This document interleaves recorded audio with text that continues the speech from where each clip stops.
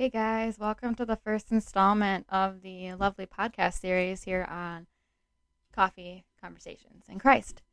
I'm your host, Camilla, and I'm super excited to start this with you guys. It's been something that has been on my mind for a while now. Been back and forth, and finally I just decided to go for it. This week, I kind of wanted to just start small, something super relatable, nothing too in-depth, just to kind of get the dice rolling a little bit. As far as the podcasts go, it will take a little bit for me to get them uploaded, so I'm going to just stick with the videos for right now, but the videos and the podcast should line up. It just takes a little bit for me to get the portfolio together for these podcasts, and a little bit of time to submit all of that to Spotify and Apple and all that fun stuff. So just bear with me on that, but hopefully I can get these weekly going, maybe even bi-weekly, depending on the topics.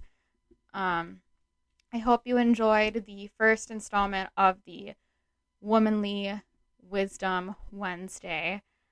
Just to kind of overview if you didn't get a chance to look on it.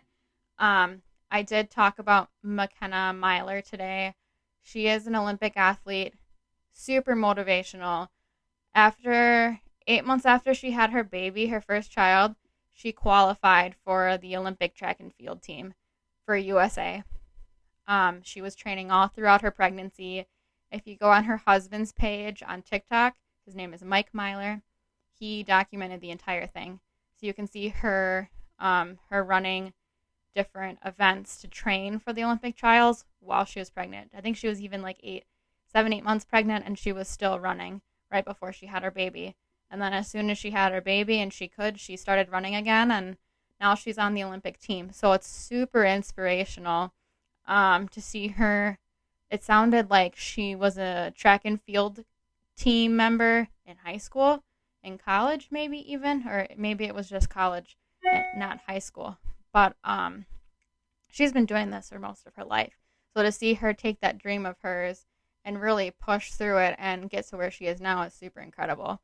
If you want to take a look, I did share the article or the source that I kind of looked at for reference on the Facebook and Instagram page. Definitely go check her story out. It's super awesome. Check her husband's TikTok out. That's where I found her, actually, was on my For You page. And she's phenomenal. She's this amazing woman, which I think is something we all strive to be, and something that I wanted to take with this podcast is to kind of be able to put a role model out there for all of us if we need that extra push to do something, or just so we can kind of support each other, honestly, and build that environment for each other. So every week I'll kind of just post someone that I found online or that I've heard about on the news or something, and just kind of post their story, just to kind of, make an awesome environment for us all to kind of support each other. With that being said, though, I am going to get into the topic for today. The topic that I am talking about is how to build healthy habits. Which is something that I struggle with. It's something that everyone in the world probably struggles with. It's just one of those things, especially after the pandemic, and even, I guess, round 2 of the pandemic, if you will, where everything just gets out of routine, and then it's hard to go back to that routine, or even like New Year's resolutions you can resonate with, where you wanted to try something new, you wanted to put this new thing into your routine, like, I want to go to the gym every morning. And you do it for the first 2 weeks, and then it's like you don't go anymore. Well, let's get us back to that mentality every day of, I want to better myself. I want to do something for myself. I want to do something for God, even. And I'm going to talk about that. I'm going to talk about the source that I kind of use to back myself up, so I'm a little bit more credible on this topic. And I also am taking from the Bible, too, for those of us that are a little bit more religious than others, and we want to hear that message from God about, okay, how do I make myself a better person? How do I make this self-improvement for myself when I don't think it's there, or I've just been struggling with it? So that's what today's podcast is going to be about, and I'm just going to roll right into it. I'm going to start with the New York Times article. So in the article, it kind of emphasized these different ideas to make your habit forming a little bit easier. The first thing it really emphasizes on is making this habit easy to attain. So with that being said, they said make it small, start small, find something small that you can incorporate into your routine that's not going to be an overkill, or it's not going to be difficult to achieve. So just thinking realistically, maybe waking up an extra 5 minutes early, to whether that be to eat a breakfast at home or to pour a cup of coffee, just so that you can start the day off a little bit better than stumbling out of bed and running out the door because you slept into the last minute and now you're going to be late for work and you don't have that time for yourself. You don't have that time in the morning to just, okay, today is going to be a good day. Let's give myself some time, and now we're going to go. Instead, it's just, oh, shoot, I got to go to work. I'm going to be late, running out the door. You forgot something, or you didn't forget anything, but you didn't save yourself any time to just say, hey, everything's going to be okay. So something that small, just getting up 5 minutes earlier every day, could be something that you could easily build into your schedule to make a healthy habit. And maybe by the end of the year or in the next couple years, it'll gradually work up to, well, I get up an hour earlier than I used to, or 2 hours earlier than I used to, and I accomplish all these things in the morning, and my routine is completely different than it was 2 years ago, all because you took this extra 5 minutes one day and incorporated that, and it changed your routine in the long run. Another thing that they talked about in this article was stacking your habits.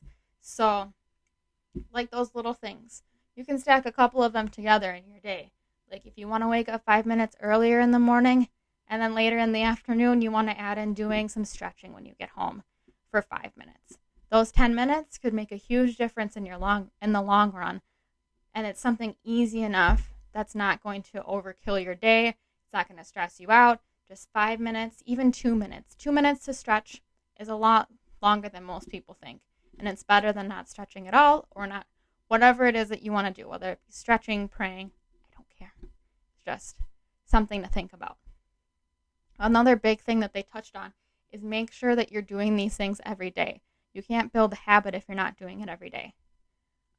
One example being you miss a day. So for the longest time, I wanted to take vitamins to better my immune system, to better my overall health. The doctors had told me, maybe you should be taking extra vitamin D3 or whatever it is.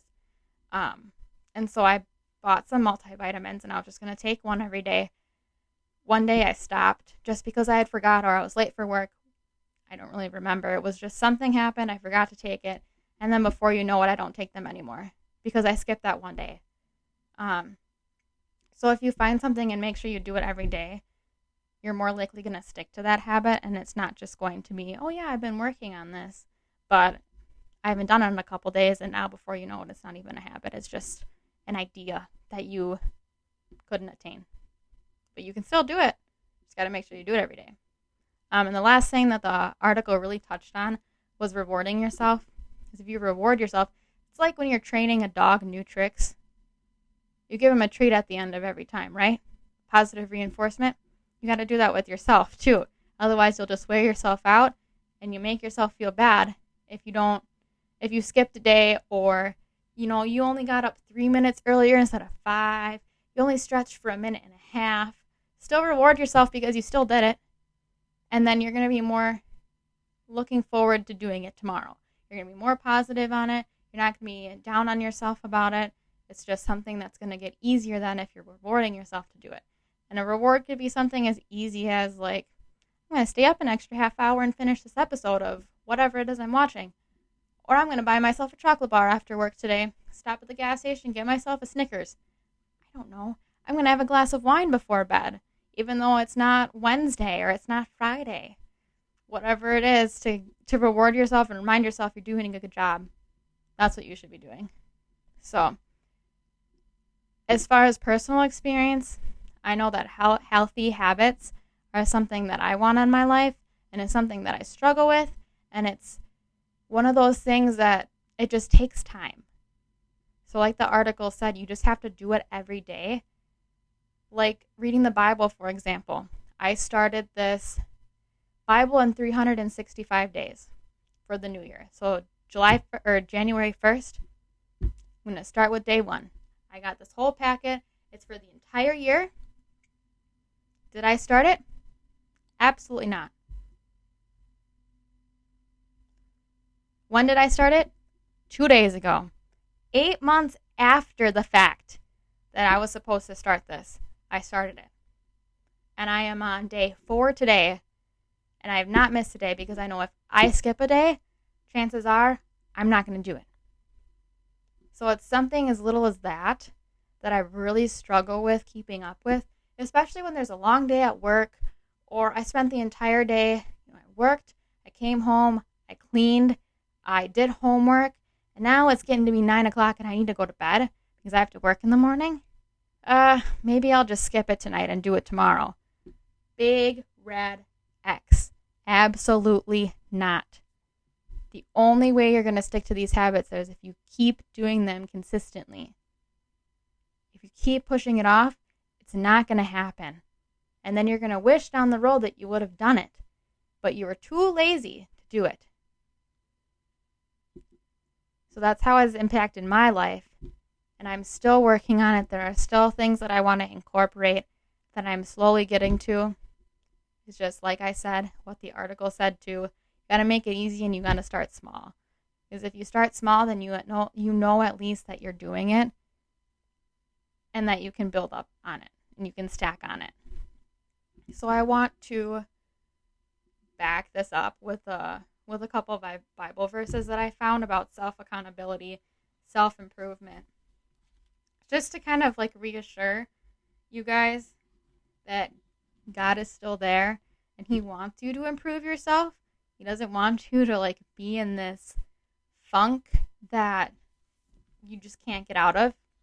So, starting with Romans in the New Testament. We're at Romans chapter 12, and is verse 2. And it says, "Do not conform to the pattern of this world, but be transformed by the renewing of your mind. Then you will be able to test and approve what God's will is, his good, pleasing, and perfect will." So this Bible verse, if I can try to understand what it's saying and apply it to what I'm talking about today, it's essentially just saying to do your own thing and be yourself, because it doesn't want you to conform to the patterns of this world. So most of the world, I mean, I don't know the percentages, but I'm sure not everyone has a healthy habit or a healthy lifestyle that they lead. And their the unhealthiness of their habits might lead them to sin more than those that have these routines and healthy habits. I don't know. I don't know if that's a true statistic that I can throw out there, but essentially this is just saying don't be like everybody else. So if you want to better yourself, do it, because that's what they're testing. That's what God's testing you, and he'll approve you bettering yourself, because that's pleasing him and it's pleasing his will that he has for you. Much more than if you're not bettering yourself and you're not saying, look, I need to change something because obviously this isn't working.